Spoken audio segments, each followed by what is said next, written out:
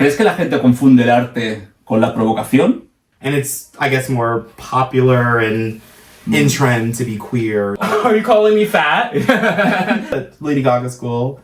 A Madonna, ¿no? ¿Qué famosos has conocido, así populares, que conozcamos todos en tu trayectoria? Venga. Chisme.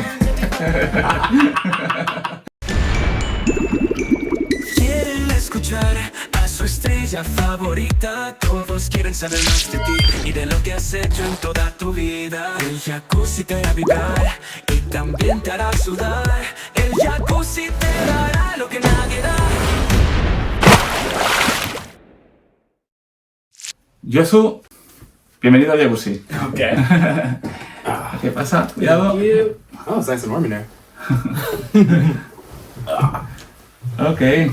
Welcome to jacuzzi. Thank you for having me.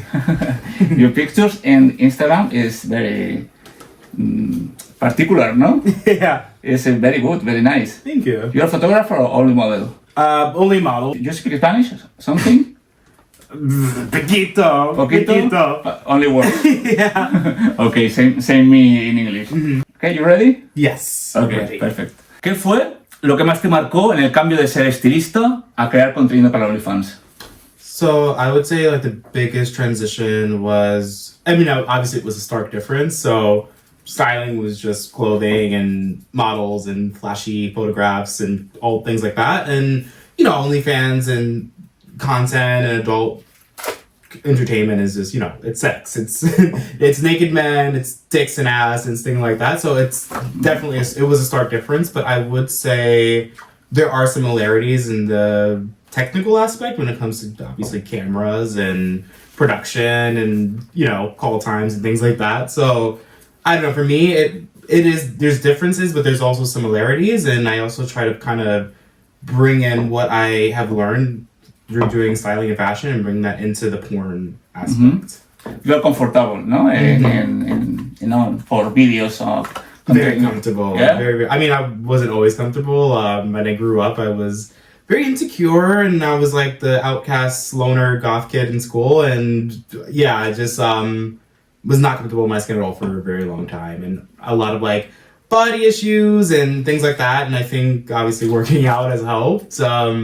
Yeah, so definitely. I also doing porn and doing OnlyFans. It's allowed me to like open up more and just like fully like embrace my body and embrace myself. External, I would say not so much external. A little bit, obviously, like from family and friends. Like my family and my friends, everyone knows what I do, and I at this point now do everything under one name. I used to have a separate name for my porn. I used to go under the name Jordan Jameson. And then up until last year and a half ago, I dropped it, and I just figured, you know what, it's kind of iconic to just have one name and not all these different names for different things. So like, you know, I look up to people like Francois Sagat and like different artists like that, and I'm like, you know what, like they do porn, but they also do other things that are really cool, and people know them just by that one fucking name. So I'm just gonna drop it. And I'm going to be JONZU, which I've been since, I don't know, age 12 or 13 when I made up my MySpace account.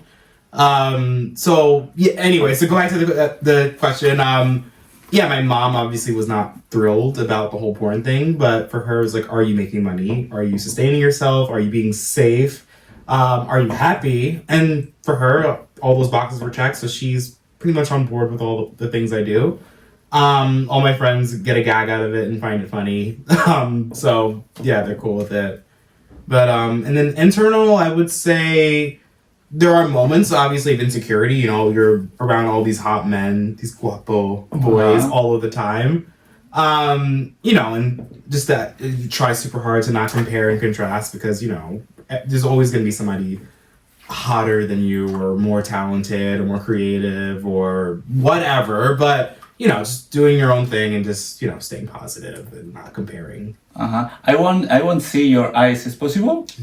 Yeah. I mean, you know, it's got these new Chanel sunglasses. Change the look. So, yeah.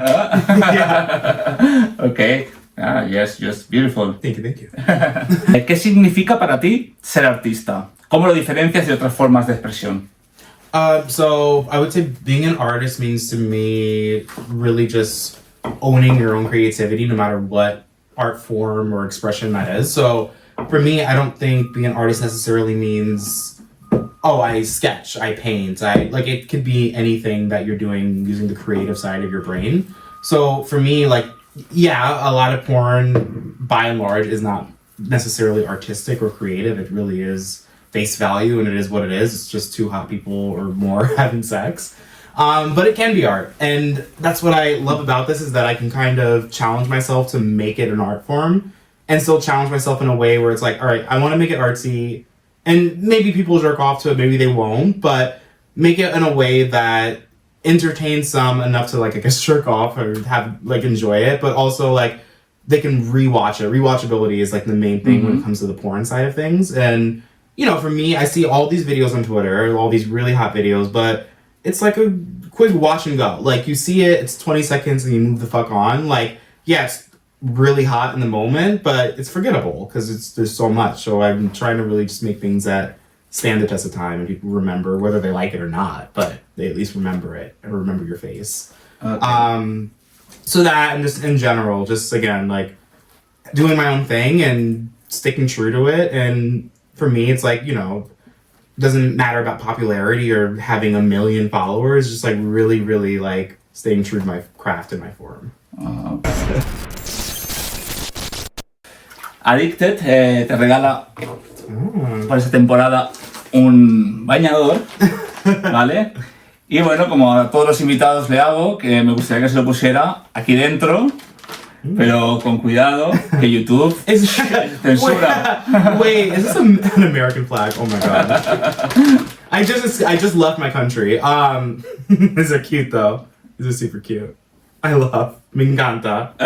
Yeah. Hate America right now, but me encanta. Okay. Thank you, okay. Addicted. Te lo tienes que probar aquí. You try here. Oh, okay. Yeah, sure. But inside the jacuzzi. Very demure. Okay, but no seeing it. Yeah, in the camera. Very demure and mindful. Yeah. Yeah. Ver a Víctor Rom, te alegrará un montón. Al desnudo quedará Martín, base icónicas. Charlie te dará lo que te hace vibrar. Andy Surpite y hasta un boy a la pantalla aparecerán.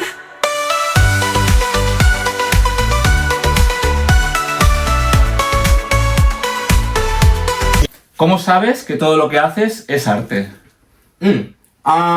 So I would say, honestly, for me, it's me. I'm the canvas. So no matter what I'm doing, even if it's just generic me and some guy on a couch having sex, like, I'm the canvas. And for me, the expression right now is I am playing the role of a generic Pornhub porn performer. So that is what it is. But, you know, for me, I like to kind of like, and I've been kind of playing this game with myself the past few months of like cosplaying masculinity. So sometimes I just chalk it up a little bit more and act more mask for mask. And it's kind of this like fun experiment. And in a way, it's kind of like this artsy kind of performative thing to be overtly masculine because it's not necessarily supernatural to me. And then obviously doing everything else is just like a performance in and of itself. So yeah, I think no matter what I'm doing, because I'm involving myself in it and putting some energy into it, it's going to be art to some form, at least in my crazy brain.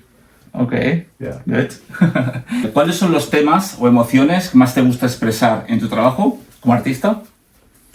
I would say, because I guess being a perpetual goth boy, that a lot of the themes that I deal with and like to explore are always like a little bit more morbid or sad or darker. So a lot of things were, evolving around death and despair and things like that. But besides that, also just like very avant-garde and experimental and, not the necessarily the norm. And I'm also very inspired by artists like David Lynch. So also the idea of like the mundane, but making it a little bit surreal. So that also comes across sometimes for me, especially when I'm doing my fan content, like the Just for Fans Only fan stuff, where it's like, for me, the fucking on a couch or bed, random guy, whatever, that is kind of the mundane. And then adding like that somewhat surreal element to it, that for me, that's really cool. It's like something a little bit unexpected within what people generally expect from this typical kind of fan content video.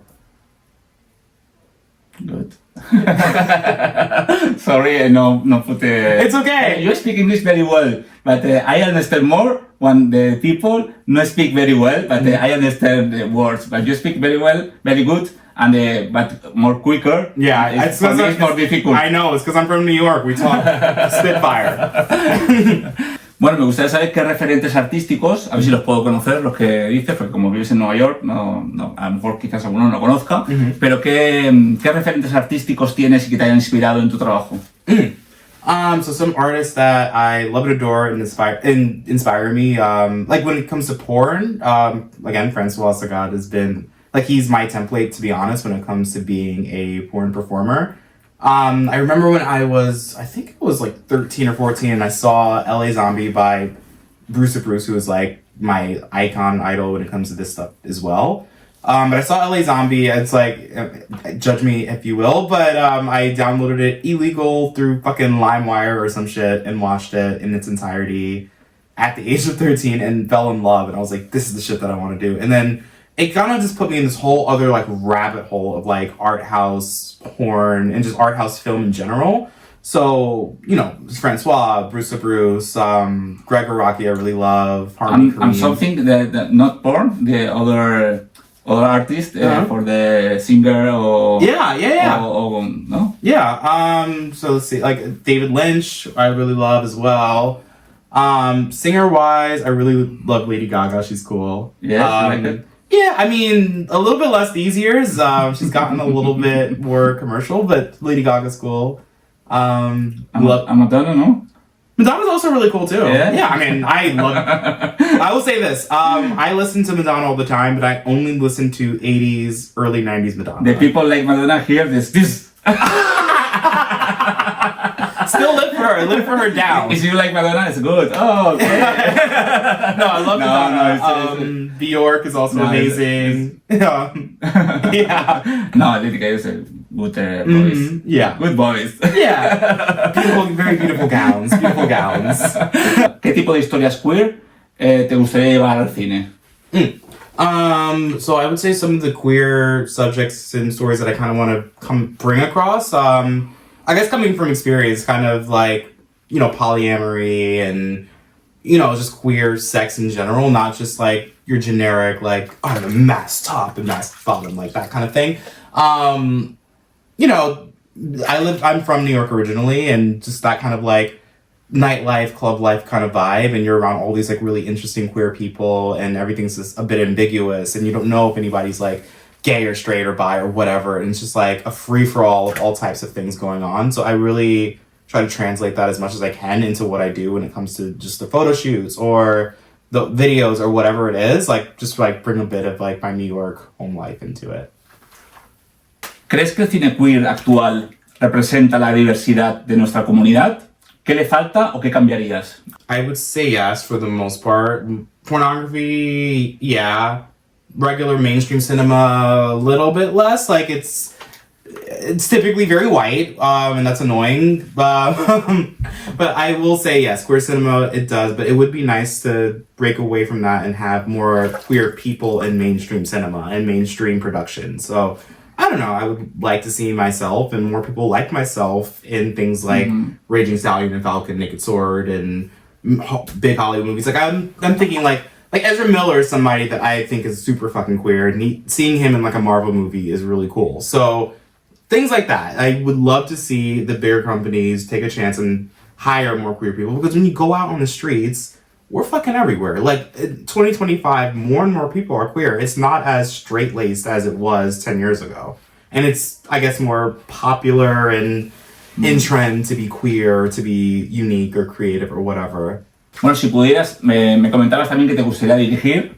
Entonces, si pudieras dirigir mañana tu primer proyecto, ¿qué tipo de proyecto sería? ¿Una serie, un documental, una película? ¿Qué historias contarías?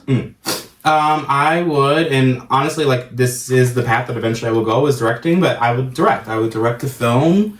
It would be art house, it would be porn, it would be sex, it'd be all the things. It would be, like, I would follow, I guess, the format of Bruce LaBruce. So it's something that has sex in it and has very raunchy kind of subject matter, but something that also would be seen at like IFC and Cannes and all these film festivals. So yeah, something along those lines. And I think the subject would, again, just kind of follow this very queer narrative and use only queer casting. And yeah, that would be the vibe. ¿Crees que la gente confunde el arte con la provocación? ¿Tú dónde crees que está la línea que separa una cosa de la otra? I would say there's a very fine, if existent, line between art and provocation.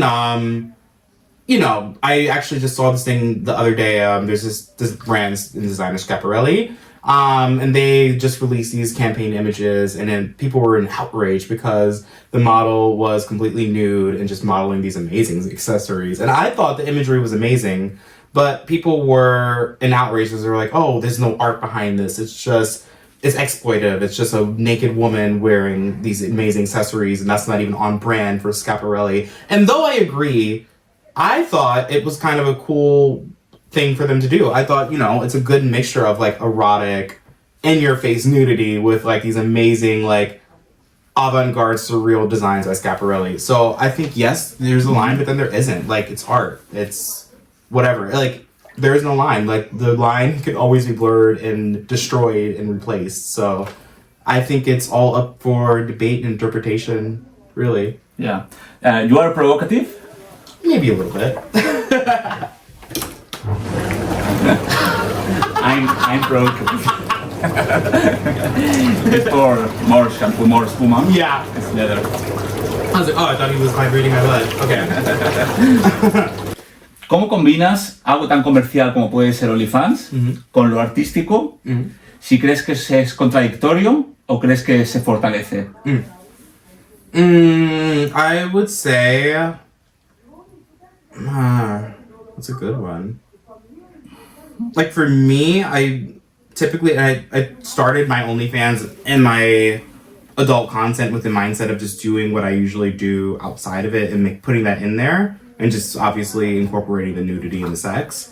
Yeah, I mean, for me, it's kind of second nature just to have it combined and just to have all of it, just this like seamless thing. I think when the first couple of years I was doing this, and it's particularly like studio porn, there obviously was more of a division where it was, okay, they're telling you what to do and this is the vibe and this is the thing. But I think now that I've been doing this longer, learn more, have more people have gotten to know me, they kind of know, okay, if I'm using you, obviously it's going to have a bit of you in this. So if I'm doing like a mainstream thing or a normal porn production, they kind of I already have a bit of my vibe in it because they're using me for that particular reason. It's not like I'm porn actor number 7 from around the corner. It's like, okay, we're using you particularly because of your vibe, and so it's going to have that seamed into the script or the vibe of the narrative. ¿Te gustaría que tu arte transformara la forma en la que se percibe el cuerpo y la sexualidad dentro del mundo queer? I would say that I want it to be perceived outside of just the queer world, the norm.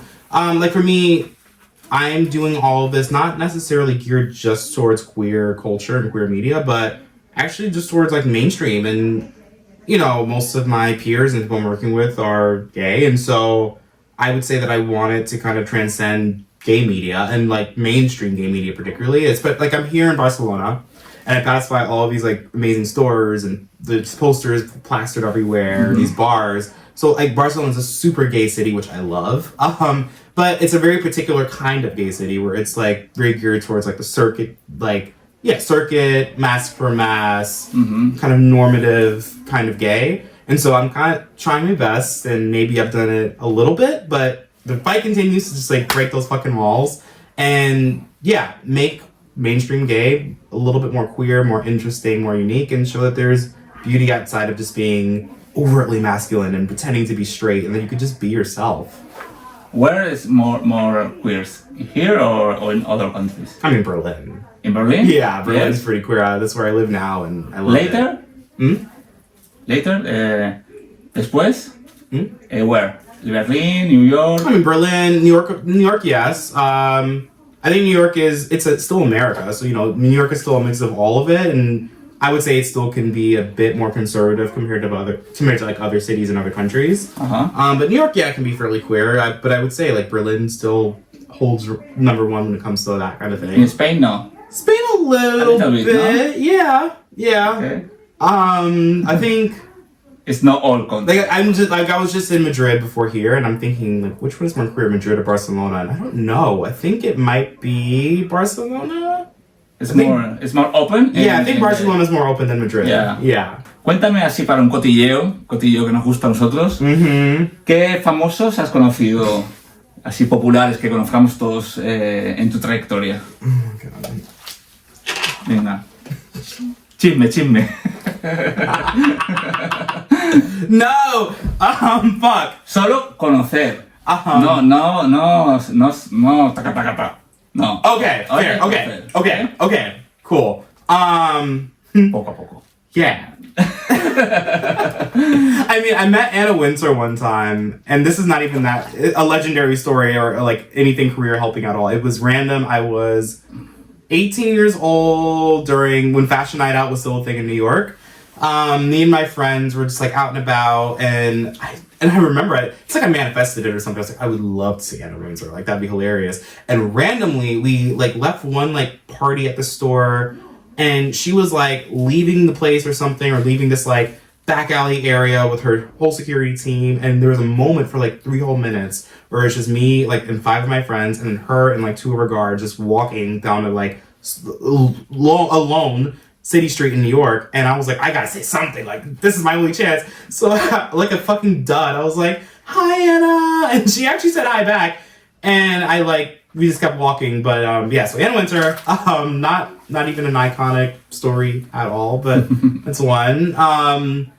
Back to Ezra Miller from earlier, I met him one time in a club called Silencio in Paris during Fashion Week before COVID, and all we did was make out. That's all we did. I was really drunk, and he was also really fucked up too. And yeah, we're in the smoking section, we're hanging out, smoking cigarettes and weed and drinking shit tons of drinks. And yeah, and he was talking about like some random weird existential shit that I do not remember. I often do that as well, but we were talking about, I don't even remember what, men ended up making out, and that's a cool story that I can tell to the grave. So that, who else? I mean, as a stylist, I have worked with some celebrities. It's like, I'm like literally like, Timberland, even though he's like not even really that famous anymore, I don't know. But that's one. What? French Montana. Who else? Tell me later, you send me, you have something? Pussy Riot was one that was really cool. So, I mean, I feel like it's slightly more obscure, but for me, I'm a big fan, because that's the kind of music that I love. I was in her music video 2.5 or 3 years ago, and I remember we were doing the video, and it's like an amazing cast of people. It was like, we're in this club called Hacienda in Brooklyn, and it was like tons of us. And my really good friend who won Dragula last year, Neo, was doing the makeup. Amanda Lepore was there, and all these like really amazing like New York people were there. And yeah, I'm just there like, I'm for the most part into the boys, but I'm looking at Nadia from Pussy Riot, and I'm like obsessing, and I'm like, oh my god, she's so hot. And she came up to me, and she was like, oh my god, you're so hot, you're so sexy. And I was like, you telling me this? I didn't like make a move, but because I'm like weirdly so fucking awkward when it comes to girls. But yeah, I was like, okay, Pussy Riot said I was hot. That is stamp of approval. And no longer matters if any other gay man thinks I'm hot or not. I got the stamp of approval from fucking Nadia Riot. Hell yeah. Thank you for coming. Yeah. Okay, and mucha suerte in Spanish, you understand? Yes. Mucha suerte. Yeah. Okay, y mucho éxito. Okay. Yeah. Good success. Chao. Y para vosotros, bueno, ahora empezamos a hacer otras entrevistas porque, bueno, os explico para la gente que me ha visto que no he subido muchas entrevistas. Tuve un desprendimiento de retina de un ojo, luego me pasó más cosas y, bueno, no he podido ver bien para editar, para hacer entrevistas, para hacer preguntas, así que lo siento mucho para toda la gente que cada semana me preguntaba que cuándo hacía una nueva entrevista, ¿vale? Así que ya próximamente empezará otra nueva temporada porque me quedan 2 o 3 entrevistas para esta y ahí empezaremos otra vez con más energía. Así que muchas gracias por seguirnos y hasta la próxima. Chao. Chao.